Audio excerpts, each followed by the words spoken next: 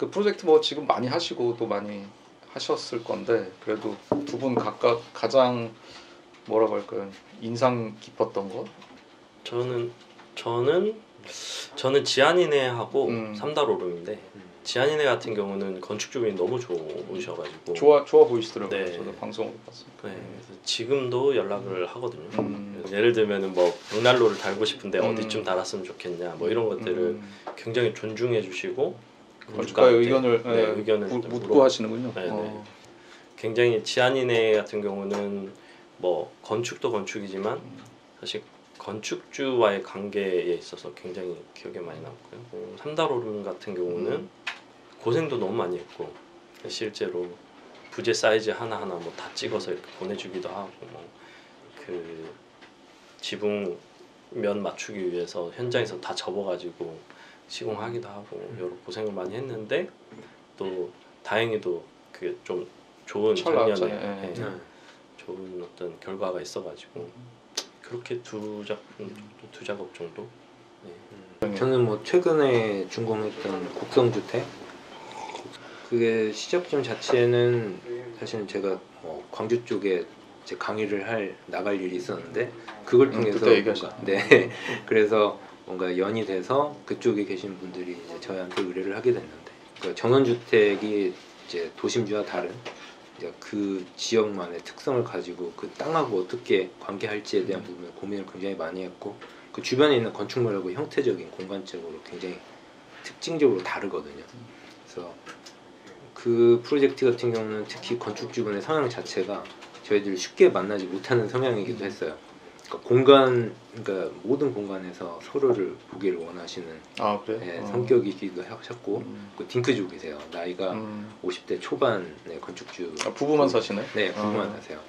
되게 서로 사랑하시나 보네요. 네, 사랑을 하셔서 그러니까 물론 우스갯소리로 그런 말씀을 하셨을 수도 있는데 그게 사실은 건축 공간 개념화하는 첫 단추였었고 이제 그런 것들이 좀 기존의 방식하고는 다른 무언가를 만들 수 있는 단초가 됐던 거죠.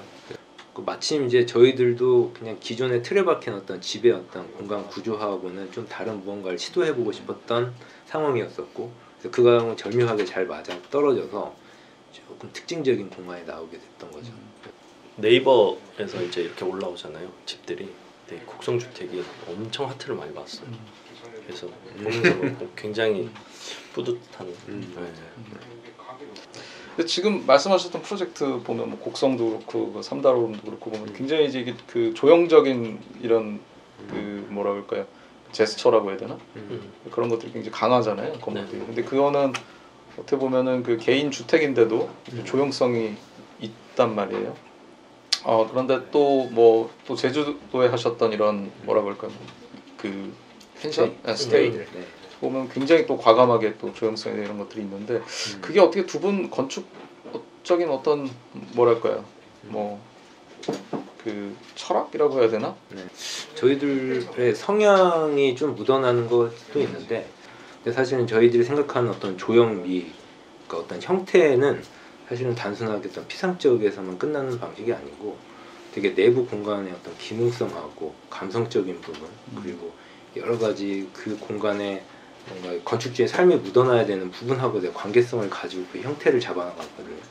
그래서 형태를 잡아가는 그 프로세스 과정이 굉장히 좀 밀도가 있어요.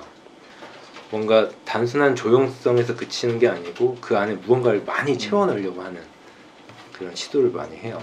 그리고 형태적인 부분에 있어서는 저희들의 조금 성향이기도 한 것 같아요. 뭔가 조금 독특한 뭔가 다른 무언가 그러니까 기존에 있었던 어떤 그러니까 기존에 있었던 집이나 어떤 스테이에서 보여지는 그냥 일반적인 형태보다는 뭔가 새로운 어떤 단초를 주면서 뭔가 기존에 경험하지 못했던 것들을 이제 사용자로 하여금 뭔가 경험하게끔 하는 사실 그런 부분도 굉장히 중요한 거죠. 저희들 사무소 이름도 포머티브라는 어떤 조형성이라는 그런 것들이 좀 관련이 의미가 있잖아요. 단순하게 어떤 조형에 국한되는 의미는 아닐 거예요. 그러니까 거기 담기는 여러 가지 그 프로세스 상에서 다양한 이야기들 그리고 그 조형이 형성되는 그 일련의 과정들을 뭔가 조금 그 밀도 있게 이야기하고 싶은 목적성이 있거든요.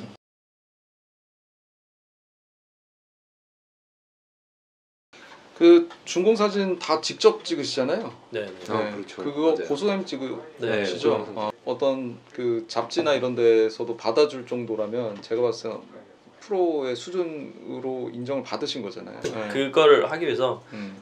좀 노력을 좀 많이 했어요. 음. 그러니까 뭐 하루 아침에 이렇게 막 계속 찍어서 잘 때. 그럼 뭐 옛날 어릴 때부터 사진을 많이 찍으셨나요? 사진 좋아하긴 했는데 이제 잘 몰랐죠. 몰랐는데 건축 사진들을 계속 좀 많이 보고 책도 사서 보고요. 네.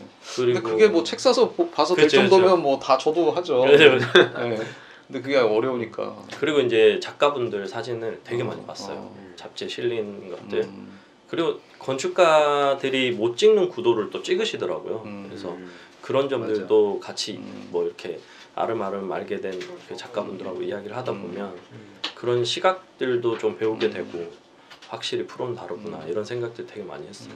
제가 봤을 때는 프로라고 봐도 될 것 같은데 그 공간에 실린 것도 직접 하신 거예요? 네. 그러니까요. 공간지 같은 경우에는 좀 사진 아니다 싶으면은 다시 찍으라고 하거든요. 네. 작품 아무리 좋아도. 근데 거기서 받아줬다는 거는 그만큼 퀄리티가 된다는. 그리고 사실은 저희들이 건축 작업한 거를 직접 찍는 이유 중 가장 중요한 이유 중 하나가 사실 그 공간을 설계한 사람이 그 공간에 대한 이해가 이해가 제일 가장 높죠. 높죠. 그래서 직접 찍기 시작했고 이제 아무래도 저희들이 포커스를 둬야 할 공간 그리고 원하는 그 뷰 이런 부분들도 저희들이 이제 같이 움직이다 보니까 연출을 할 수가 있는 거예요. 뭔가 원하는 어떤 뷰에 대한 포커스라든지 그러니까 직접 찍게 됐던 것 같아요. 저 요즘에는 이제 드론을 구매해가지고 드론 담당. 네, 저는 이제 드론 담당이고 방송하시고 사진하시고 대단하신데.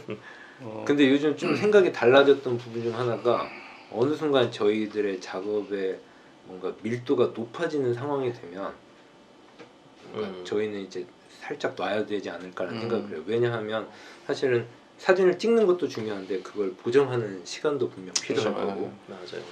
그리고 저희의 시각이 아닌 다른 어떤 작가분의 그것도 어떤 시각에서 중요하네. 이 건축물을 바라볼 때 또 다른 어떤 느낌을 그렇죠. 담아낼 수 있거든요. 그래서 그런 부분들도 참 좋을 것 같다라는 생각을 해요. 네. 근데 지금 프로젝트의 어떤 양을 보면 그것만 다 찍어도 고수님이 거의 뭐 한 달에 몇 일을 번을 하면 안 되는 거죠. 그래서 진짜, 못 하고 있어.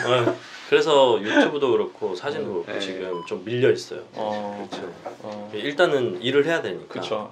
그 와중에 또 틈틈이 하고 있겠죠. 틈틈이 이제 하고 있어요.